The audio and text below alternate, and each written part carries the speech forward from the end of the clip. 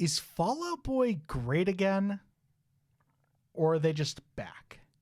That's the question we mean to answer today, Marco. So much for Stardust came out on March 24th. It's the Chicago, Illinois band's 8th studio album. It was released via Fueled by Ramen.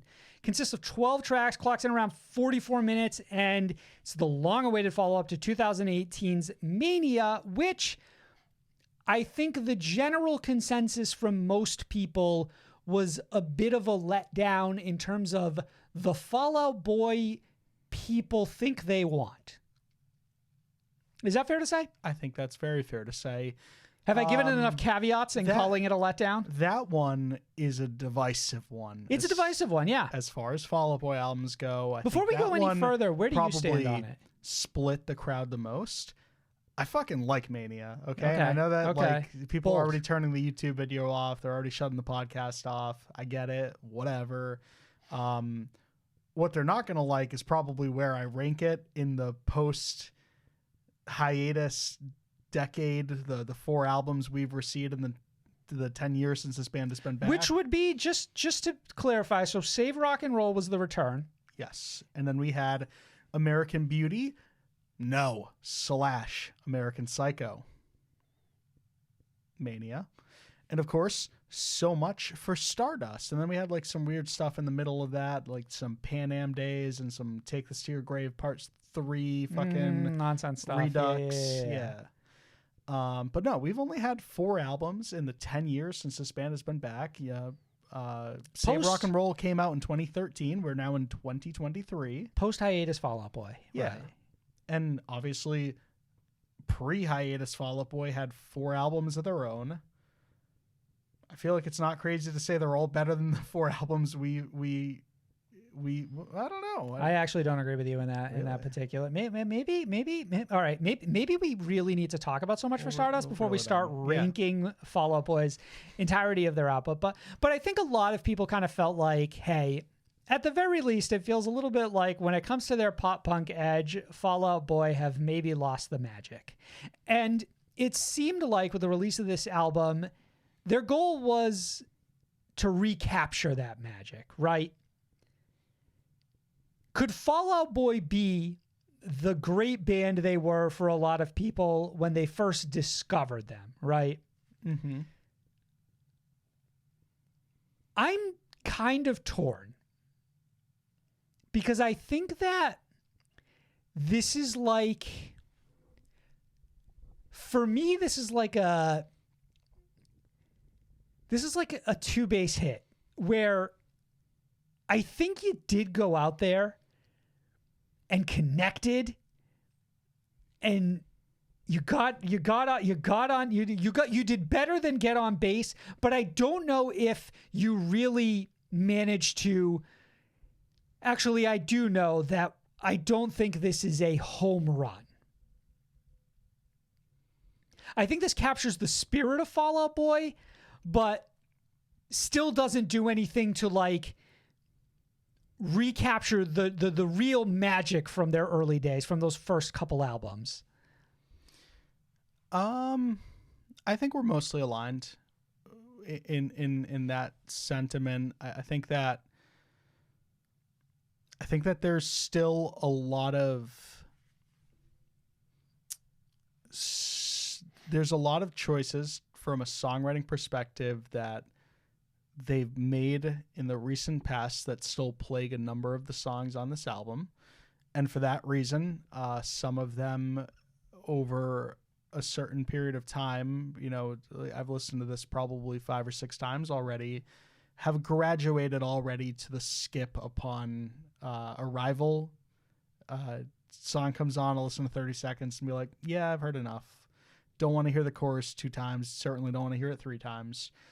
But what this album has going for it that I don't think any of the post-hiatus albums outside of probably the Return one have going for it is that it's got some of Fall Out Boy's best songs in a long time on it.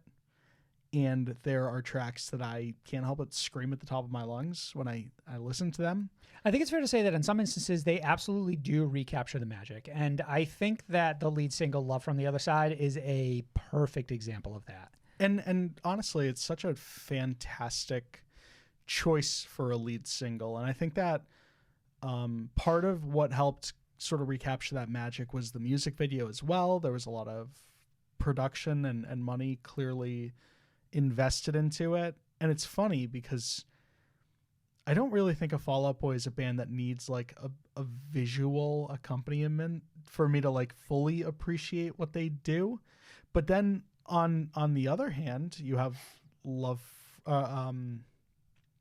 Heartbreak Feels So Good, where I hate that video. The video fucking sucks. It almost detracts from how right. and how good that song could be. And listening to that song for the first time with the video accompaniment, like I walked away with a really sour taste in my mouth. And that was the second single. And I was like, all right, well, Fall Out Boy fucking fooled us.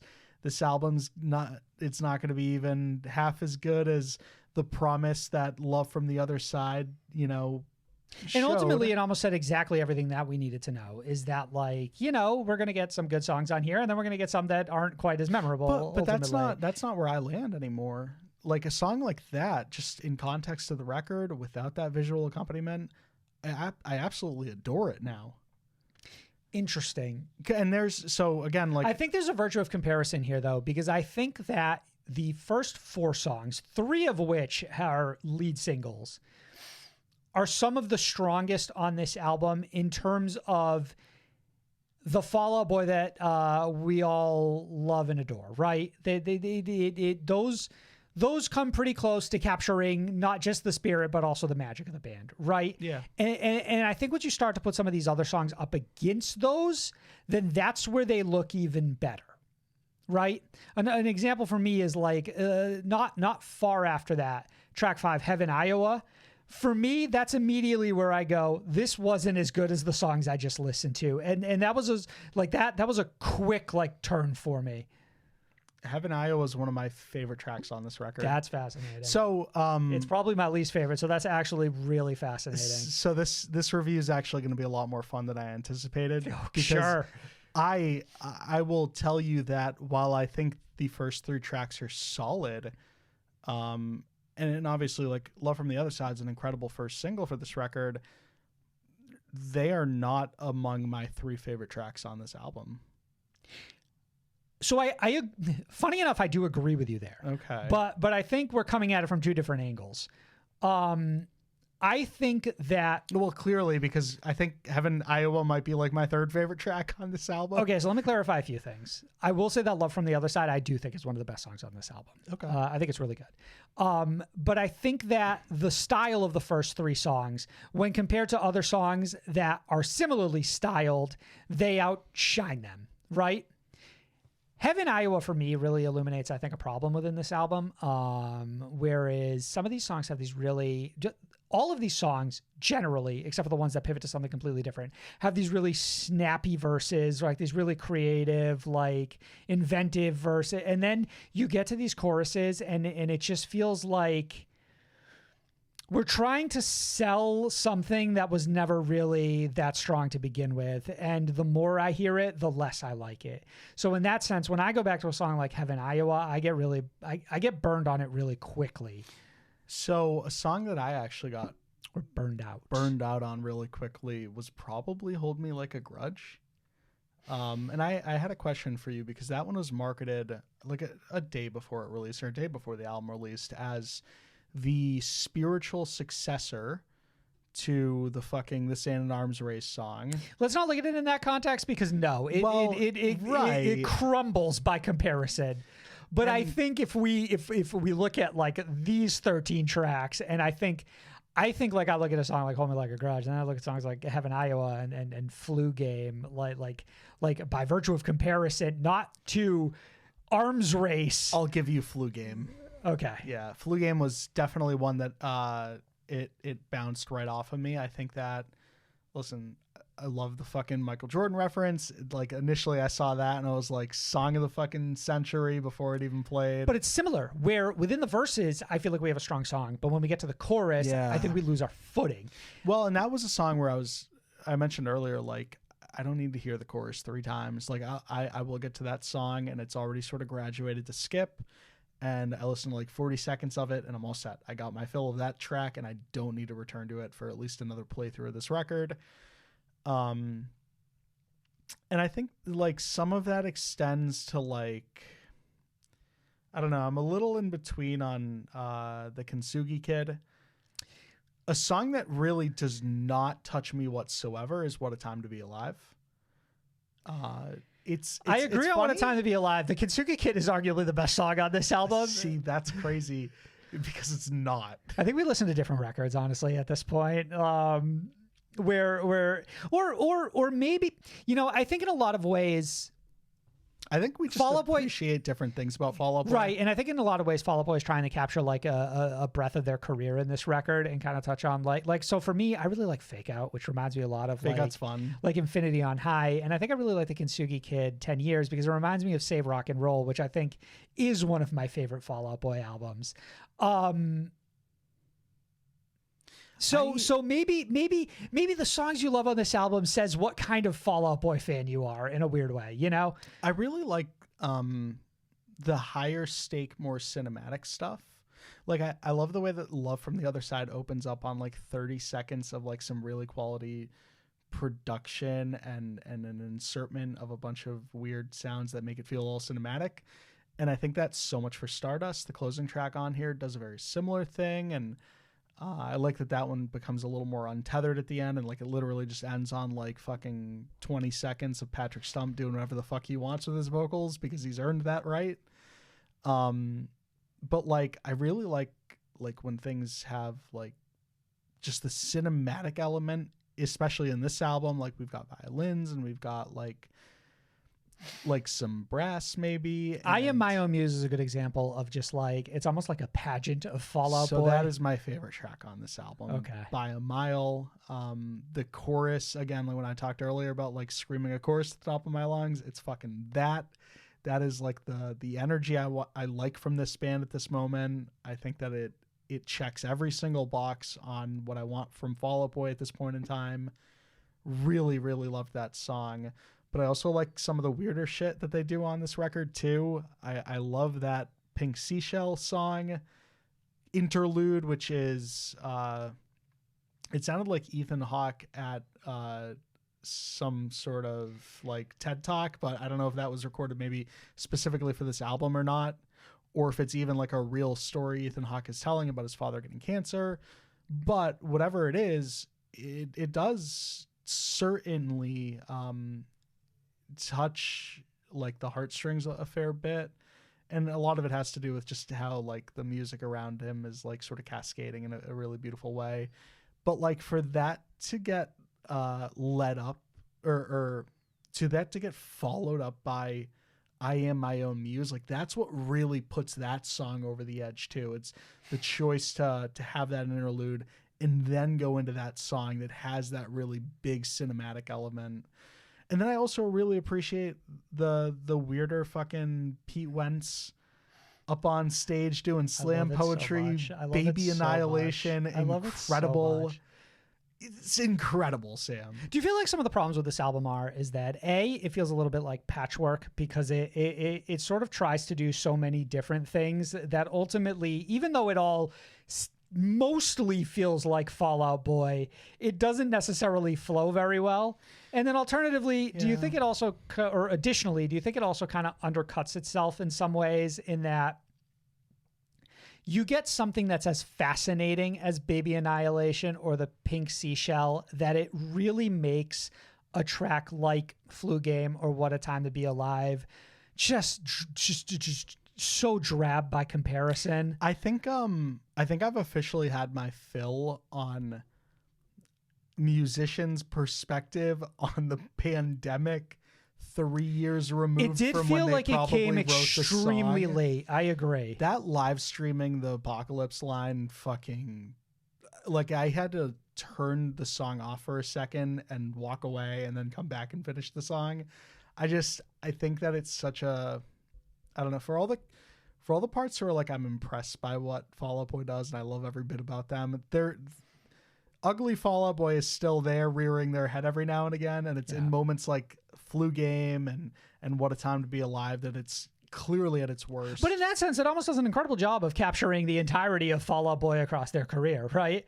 Like it's almost like saying, hey, oh God, man, there are some highs, there are some lows, there's some completely unexpected bullshit, and like, if we're talking like spanning like the last 6 albums, maybe not this one included, obviously, like I think that they do a pretty good job of touching on like all of Fall Out Boy for the most part.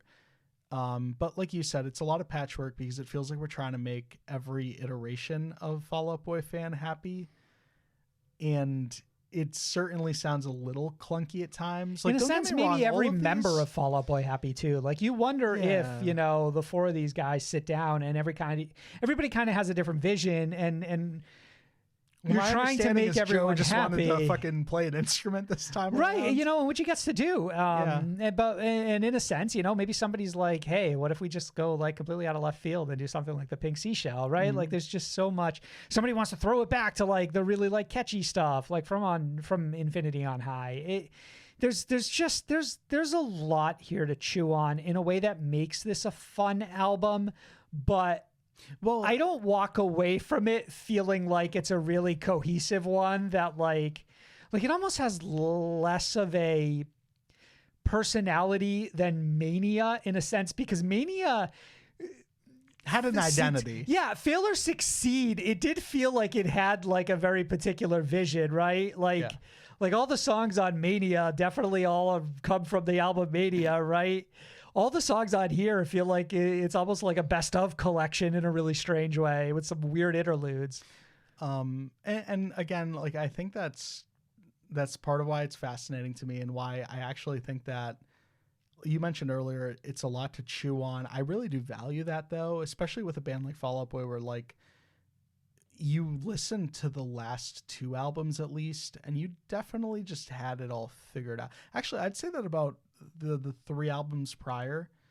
I think that like I listened to that first album post hiatus and I was like, I really don't think I missed anything. And this album, I think I missed things. And I on a third listen, I catch a part in a song where there's like a different inflection in a note, or I hear something happening in the background that I didn't catch the first couple of times around. And I just feel like I have this album figured out less than I anticipated to, and I value that. I appreciate that because it does feel like there was a greater attention to detail. Or, and I'm not saying the other albums didn't have an attention to detail, but like there's just more to chew on, like you said, and I do value that. All right, give this a star rating. 3.5. No, well, it's actually this is closer to a 3 for me. This is a 3.5 currently. That's probably where it stays. I could see myself talking this into a 4 if Interesting. I don't know. So what I will tell you is my ranking of the post hiatus albums that is probably going to piss a lot of people off. Give me hold on. Okay, so you're going to settle on a 3.5. I'm going to settle on a 3. Give me a hot ranking of the full 8. The full 8? Yeah. Like a literal ranking with numbers, or just where they all place? Let's go from best to worst. You want me to go first? Would it make it easier for you? Can I go first? Yeah. Save Rock and Roll is squarely at the bottom, like comfortably at the bottom of that. An insane I think it is my take, least favorite Fall Out Boy by a mile. I get nothing when I listen to it. I do not enjoy it. I think that it's got 3 songs on it I really like. I actually went back and I listened to all the post hiatus stuff. I re-listened to all the post hiatus stuff before coming and at least reviewing. And out of all the records, it certainly does the least for me. You got Courtney Love on that album. That feature sucks. Elton John on that album. That feature sucks. It's actually the embodiment of everything that I hated about that generation of music. I sound like such a boomer, but like that album is aged so fucking poorly because it's everything that I hated about music back in 2013. And I don't mean that in like a fucking, oh, you say fucking Bieber, I say beer sack way. I just mean it in like a, songs were really fucking annoying back then and they really leaned into it. And I think that for all the shit people will throw at the two albums in between that one and this new one, they are at least head and shoulders above that record. So what's number your two? Worst? What's your worst? So you don't even want to go. So you don't even want to work. You don't want to do your whole list. mine? You want to go back to back to back. Give me your whole list. What's my full list? So at the bottom, you've established Save Rock and Roll. At number 7, I think it's fucking. I think it's American Psycho / American Beauty. I think that album's got actually a handful of great songs, and also some of their worst songs on it. I really like. I don't know. I actually really dig the singles, and I don't really dig a lot of the other shit on there. I don't remember if 4th of July was a single, but I think that's one of Fall Out Boy's most underrated songs. And then above that's probably Mania. But I actually think that album's definitely better than the other two. And I think that album gets a worse rep than it's ever fucking earned. That song's had a lot of sick moments on it. And it's probably all the songs that people hate. Like I think of a song like Sunshine Riptide, and that song fucking rules. And I feel like general consensus is that it doesn't without even checking. But like, I don't know. And I really dug like that weird dubstep single they did. And I think that album's got a lot more bite than people give it credit for. That I'm going to go Tanya Harding on the Whole World's Knee line is probably the best thing that band's ever written. It's fucking fire. And I think like I, Tanya came out like that fucking same year that album dropped. It's just very in the moment poetic type of thing. Right. And it's probably this one. So to establish, you're saying essentially the post albums are your 8 to 5. And I sort of alluded to that earlier. Like they're all okay, and they're all serving a purpose, and some of that purpose I enjoy and some of that purpose I don't enjoy. That it's fully a do. Okay. I would never connected with that album. I would go with Folly. Folly? I've always gone with Folly. Well, that's what I meant. Like, I just didn't connect with that album. Sure. I can't even be bothered to pronunciate that bitch right. Okay. Interesting that you don't connect with that album, but you do still feel it's stronger than the other 4. It's just like, I think the best songs on that album are still like peak Fall Out Boy type of thing, and it's hard to deny that. Right. And it probably also speaks to when like your adoration of Fall Out Boy was still at its highest. Yeah. So in a sense, anything that they put out right after like Infinity on High would have connected in some way. Right, yeah. And then what was the first one? Grand Theft Autumn or some shit? Take This to Your Grave. Take This to Your Grave. It's a sick version of Fall Out Boy, and I think that's probably most people's favorites, if I had to guess. I think those that would most want you to appreciate their taste in music would say it's their favorite. Yeah, it's the same way that like the debut album from fucking My Chemical Romance is all the OG fans' favorites. It's not that. It's not the best album. That's more lunch table cred than anything. Yeah. And I think that's it for a lot of people. And then I think of the other two. I think it's probably Cork Tree and then Infinity on High. I think Infinity on High is my favorite record from this band. And it's also why this album probably connected a little bit more, because they reconnected with that producer. And I think that they captured some of that magic again. But that's ultimately where I sit, I think. I'm going to go in reverse. Here's my hot rank. Infinity on High is at 1. Yeah? I thought you were going to say Cork Tree. Infinity on High is at 1. Cork Tree is at 2. Save Rock and Roll's at 3. And I honestly do not understand Fucking L anything ranking. you're saying about that album because I think it is so much bad. fucking I fun. hate it. It's garbage. I still think that in terms of intros to an album, Phoenix gets like, And if it wasn't the on that hairs album, on my arms standing up in a way that like no other intro to a Fall Out Boy album does. and if it wasn't on that album, we'd have 2 good songs off it instead I think of 3. Elton John is a gift. And I Fuck Elton do John, not bro. appreciate the disrespect you're putting on that name. Fuck every feature on there. I think that Fall Out Boy came back with a statement album that was really, like you said. Fall Out Boy came back with a statement song. No, and they no, threw no, no, an no, album no, together no, no, around no, no, it. no, no. That's a statement album that, like you said, really does exist in that time period. But holy fuck, did it nail that time period? You know what I mean? Hate that time period. Hate that album. At- I'll let you have it. I'll let you have it at 3. Thank you. With the knowledge that I have it comfortably at 8. At 4 is Take This to Your Grave. Why though? Because it's like Is it just like Fall Out Boy at their least polished? Is that why? it's that, and it's also because the other albums just are not super great. So here's our problem moving forward is I'd almost go at this point so much for Stardust right under that. Really? And then after that, it's like, it's This almost is like literally pretty much the same ranking as mine, by the way. it's a double hard shrug of like Folly Ado Joker 2 and then Mania, which for me are almost like bad because they're really forgettable in my mind. Like, yeah, there's like a song or two from each of them I like. There's a couple lead singles I enjoy, but man, scraping together any memory of the rest of those albums is a near impossibility. And then at the very fucking absolute bottom is American Psycho, American Not a Psycho, which I just think is such a fucking alternatively just bad. It's just like not enjoy, like I just don't enjoy listening to it, and I don't like any of the singles, and I don't ever find myself pining to hear a singular song off of it. 4th of July? No, Centuries? nothing. You don't fuck with like those fucking anthems? And if I brother? could never hear Uma Thurman again in my life, it would be too soon. I really always liked Uma Thurman. The song I hate on that album the most is easily Novocaine, though. I couldn't even tell you what that fucking sounds like. Yeah, it's because you blocked 75% of that record out of your mind forever.